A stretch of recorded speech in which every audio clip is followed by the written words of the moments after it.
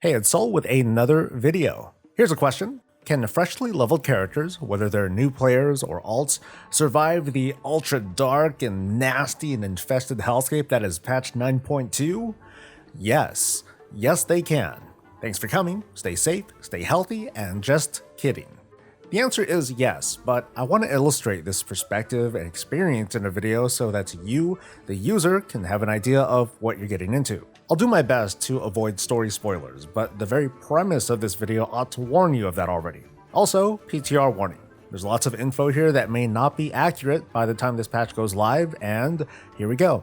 If you've seen this kind of video by me before, great. For those of you who are new, this is where I try to find out firsthand how punishing the zone content could be by simulating the lobby experience. And by that, I mean super undergeared, no prep, no knowledge, and that sort of thing. This time around, I chose to play a Shadow Priest, not just to conduct this experiment, but to reveal how little I know how to play this darn game when I'm not a fully geared tank. I did my best to simulate the new player experience by not using account-wide perks like renown boosts, or conduit boost things, or anima exchanges, or gold, but for the sake of brevity, when preparing this test I used flying to level in outdoor zones, and selectively skipped parts of the Covenant campaigns by using those built-in skips. The parts that I did not skip, like the Maw, they were a bit painful, but that's how it was earlier in the expansion anyway.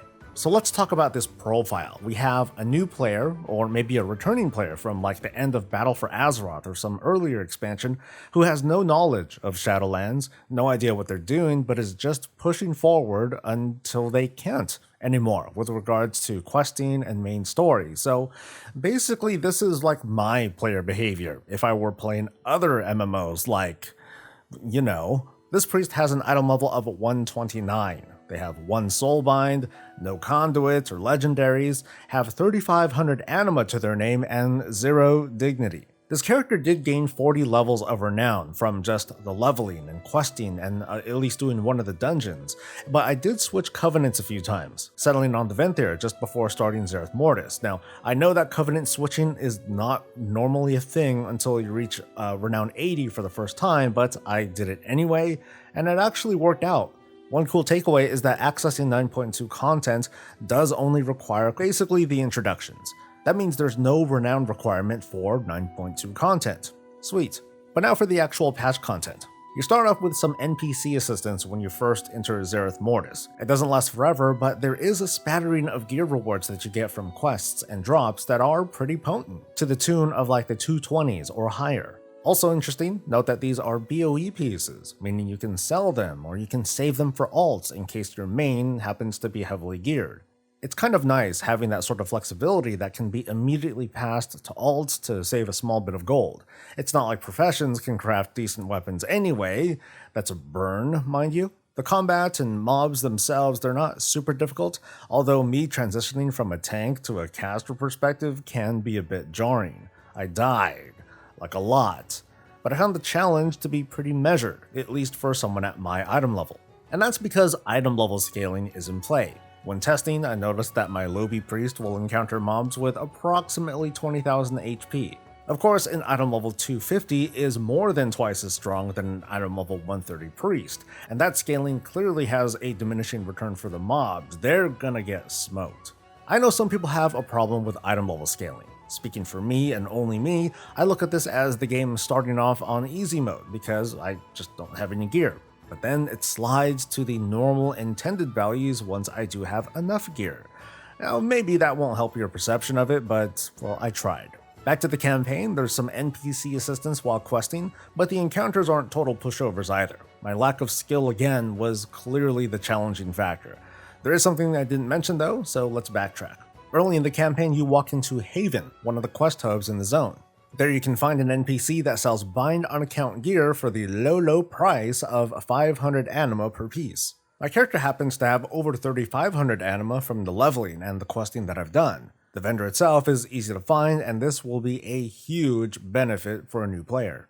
Now let's get back to the campaign. By the time you complete Chapter 3, which should only take like an hour and some change if you're trying really hard, new players jumping in will be in a very good place thanks to Pokepoke, a bodyguard pet who will be helping you out in the zone whenever you're there. Early on, it's a total monster who easily does like 30 to 50% of your damage, and it grows more powerful as you keep questing and farming in the zone. If bodyguard pets are a problem for you, you can dismiss it, but this only works outside of combat. Early on though, it'll be in your interest to keep it out for sure. There's no questioning that lobby characters can survive patch 9.2, but to be specific, they can survive thanks mostly to this ball of destruction in Zereth Mortis. And there's more! Also located in Haven is the Quartermaster vendor who sells this lovely item, the Font of Ephemeral Power. Lobbies might not realize this item is a thing, so be sure to tell your friends about this just in case.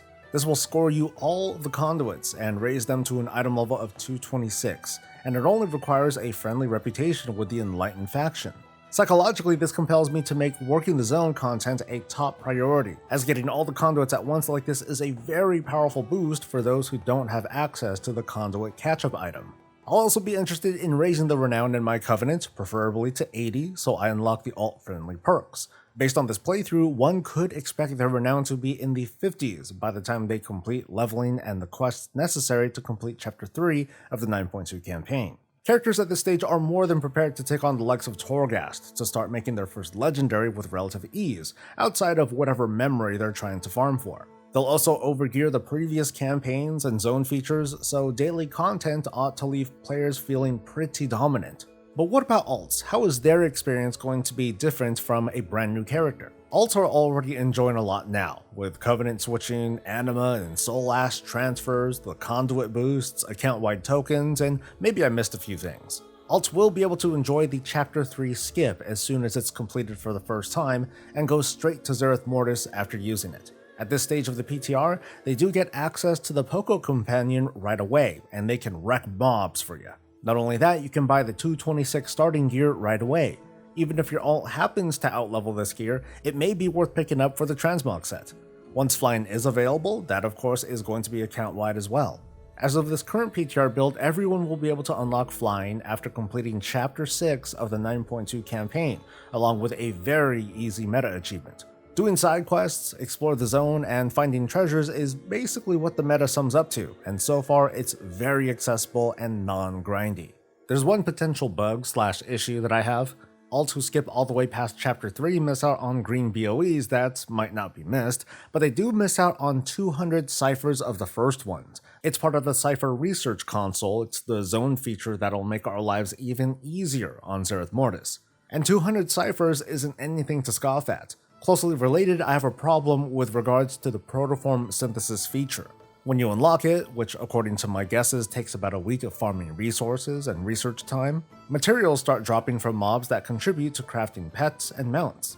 However, this unlock isn't account-wide. Each and every alt needs to unlock this feature, which kind of sort of defeats the purpose of some of these materials being account-bound, especially since the mounts and pets themselves are part of an account-wide collection.